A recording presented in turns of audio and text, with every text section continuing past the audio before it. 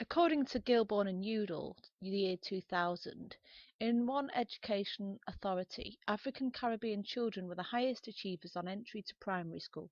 Yet by the time it came to GCSE, they had the worst results of any ethnic group.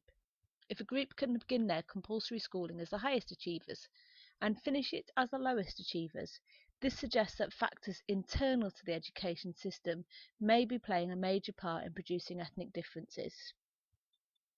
The concept of the ideal pupil is useful here. We looked at this concept when studying class and differential educational achievement. Becker argued that the ideal pupil was middle class and white.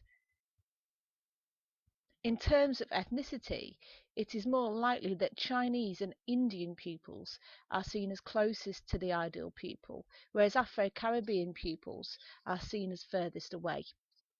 Paul Connolly studied 3 classes of 5 and 6-year-olds in a multi-ethnic inner-city primary school. The study provides interesting insights into the relationship between gender, ethnicity, and class. He found that teachers saw Asian males as passive and conformist, whereas black boys were seen as disruptive underachievers. Black boys were controlled and punished more, and their energies were channeled into sport. Asian pupils were seen as silly or immature when they misbehaved, not threatening. Teachers saw Asian boys as more feminine and in need of protection from bullying. Connolly found many examples from observation throughout the school year where black boys would be sent to stand outside the classroom, told to stand up or move in assemblies, and be singled out and instructed to stand by the wall or outside the staff room during playtime. While black boys were not the only ones to be disciplined in this way, they were significantly overrepresented in these processes. Teachers were clearly influenced in their perception of black boys by society and the media. Some teachers thought that some of the black male children they were teaching were in danger of growing up to be violent criminals, and they saw them as a threat to school discipline. By picking on them, they were trying to nip their behaviour in the bud. However, they also took more positive steps to encourage them to participate enthusiastically and actively in school activities. There was a particular pride taken in the school football teams, in which some of the black boys who were perceived to be badly behaved were players. The emphasis on football, though, created a specifically masculine ethos within the school. However, it was not just a question of the boys being labelled by teachers and then living up to their labels. The black boys brought with them to school their own values and attitudes, for example, those relating to masculinity. This contributed to their sense of identity as much as the behaviour of teachers. One particular group of black boys, who Connolly dubs the bad boys, drew upon common perceptions of black male children to base their behaviour upon ideas of hypermasculinity. They established themselves as some of the toughest in the school, as amongst the best footballers, and some of the most attractive to girls in games of kiss and chase. This earned them considerable respect from their male peers in the school.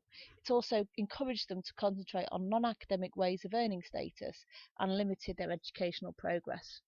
Black girls were perceived by teachers as potentially disruptive, but likely to be good at sports. They were more likely to be singled out for punishment than other girls. However, teachers did tend to believe that black girls were good at some subjects, such as music and dancing. However, one of the black girls, Whitney, came from a higher class background than the others, and she was seen as approaching the ideal of a model pupil. Consequently, her work was valued. She received more encouragement than other black girls, and she was less likely to be disciplined for bad.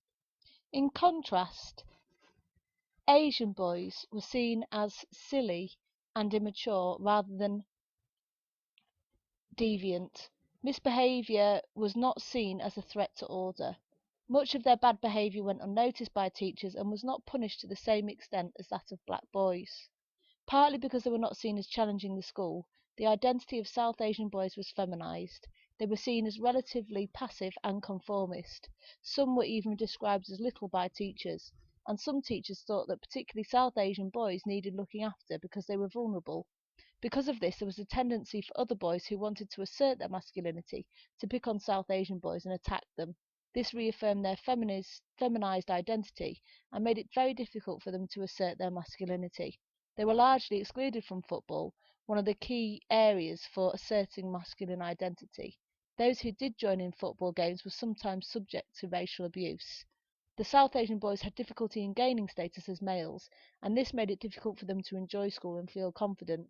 However, teachers had high expectations of their academic work. They expected them to be reliable and keen. They were often praised and encouraged to try hard and take their work seriously. Connolly's study shows how gender, ethnicity and class interact in creating identities among young children, and it highlights some of the ways in which this might influence educational attainment.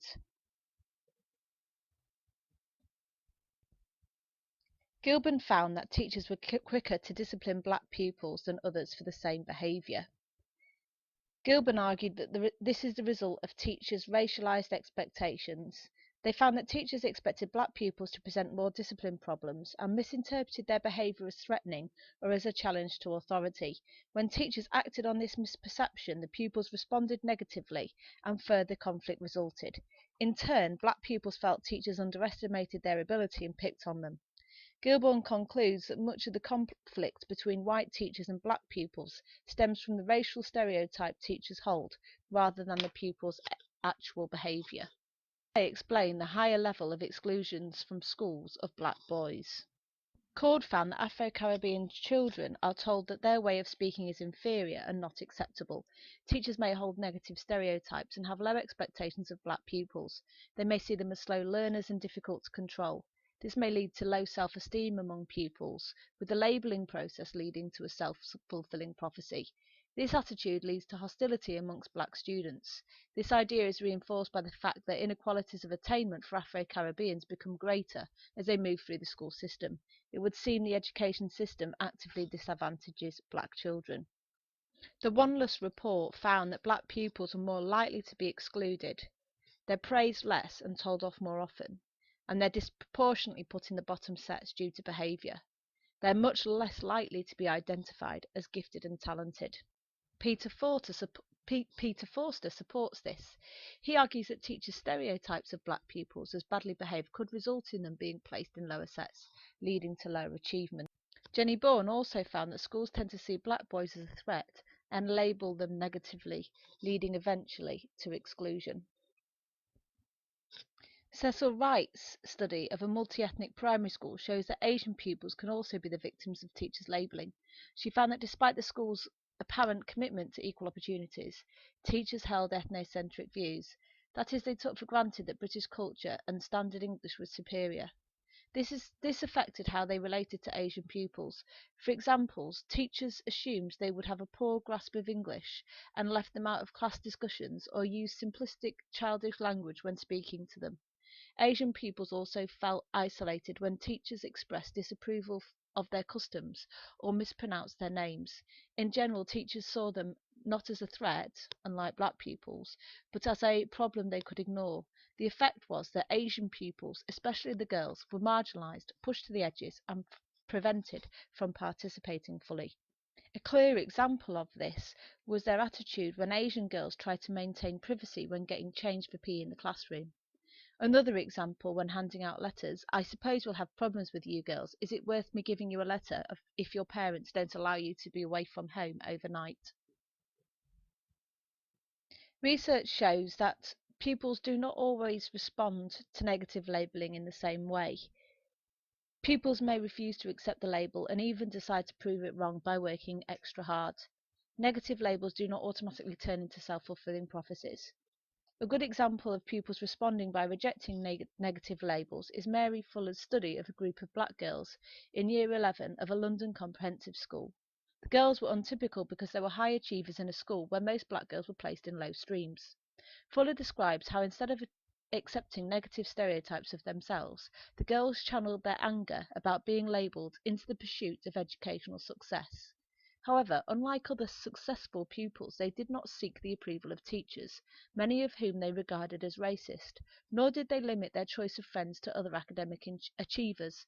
Instead, they were friends with other black girls from lower streams. Also, unlike other successful pupils, they conformed only as far as the schoolwork itself was concerned. They worked conscientiously but gave the appearance of not doing so, and they showed a deliberate lack of concern about school routines. They had a positive attitude to academic success, but rather than seeking the approval of teachers, they preferred to rely on their own efforts and the impartiality of external exams. Fuller sees the girls' behaviour as a way of dealing with the contradictory demands of succeeding at school, whilst remaining friends with black girls in lower streams and avoiding the ridicule of black boys, many of whom were anti-school. They were able to maintain a positive self-image by relying on their own efforts rather than accepting the teachers' negative stereotypes of them. The study highlights two important points. Pupils may still succeed even when they refuse to conform, and negative labelling does not always lead to failure. The girls were able to reject the labels placed on them, and they remained determined to succeed. There wasn't a self-fulfilling prophecy. Mertz's study, however, shows something different. She studied ambitious black girls who faced teacher racism. The girls in her study failed to achieve their ambitions because their coping strategies restricted their opportunities and resulted in underachievement. Mercer found that racist teachers discouraged black pupils from being ambitious through the kind of advice they gave them about careers and option choices. For example, teachers discouraged them from aspiring to professional careers. A large majority of teachers in the study held racist attitudes. Mercer identified three main types of teacher racism. The colourblind, teachers who believe all pupils are equal but in practice allow racism to go unchallenged. The liberal chauvinists, teachers who believe black pupils are culturally deprived and who have low expectations of them. The overt racists, teachers who believe blacks are inferior and actively discriminate against them. Much of the girls' time at school was spent trying to avoid the effects of teachers' negative attitudes. The strategies they employed to do this, however, stopped them from achieving. These included being selective about which staff to ask for help, getting on with their own work in lessons without taking part, and not choosing certain options so as to avoid teachers with racist attitudes. However, although the girls had high self-esteem, these strategies put them at a disadvantage by restricting their opportunities. Unlike the girls in Fuller's study, their strategies were not successful. Mack and Gale's study also found a variety of responses. Mack and Gale studied 25 Asian and African Caribbean students studying A-levels in his sixth form college. Students spoke about racism in wider society but disagreed over the extent of racism within education. Some believed that they experienced little racism, others felt the opposite. However, their beliefs about the extent of racism did not directly determine their attitudes to education and their levels of academic success. Those who believed they had been labelled as failures were not necessarily those who had negative attitudes towards education or those who put the least effort into their work. Some of the sixth form students had been to predominantly working class inner city schools, some to more suburban schools, and one to a private school. 8 females and 4 males went to single sex schools. These varying experiences of schooling had affected the attitudes of individual students to the education system. The girl who went to a private school hated it and saw the other girls there as racist snobs. However, she reacted against this situation. She said the place could have made me fail, but I was determined to prove them wrong about black people. Many of those who went to the inner city schools identified an anti-academic culture at the schools and linked this with high rates of unemployment in the area.